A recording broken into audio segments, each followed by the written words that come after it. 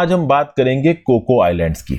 India में अक्सर कर पॉलिटिकल सर्कल्स में यह बात चलती है कि कोको आइलैंड के ऊपर चाइना अपने इंटेलिजेंस हार्डवेयर को प्लेस कर रहा है और हो सकता है आगे आने वाले समय में चाइना अपना एयरफोर्स बेस या किसी प्रकार का मिलिट्री बेस इस कोको आइलैंड पे स्टैब्लिश करे।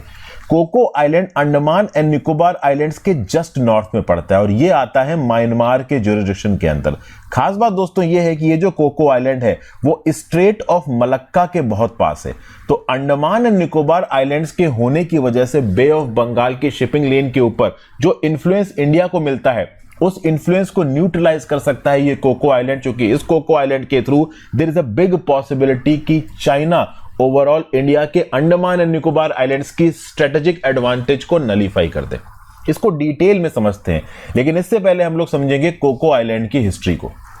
कोको आइलैंड का नाम कोको इसलिए पड़ा हुआ है क्योंकि कोकोनट को पुर्तगीज में कोको बोलते हैं और पुर्तगीज सेलर इस आइलैंड के ऊपर अक्सर कराया करते थे। देखिए, इंडिया, बर्मा और साउथ ईस्ट एशिया के ट्रेड रूट्स में कोको आइलैंड अक्सर कर सी फेयरर्स द्वारा, ट्रेडर्स द्वारा, पायरेट्स द्वारा विजिट किया जाता है।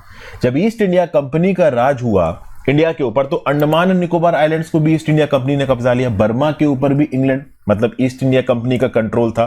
तो कोको आइलैंड और अंडमान एंड निकोबार आइलैंड दोनों अंग्रेजों के कंट्रोल के अंदर था।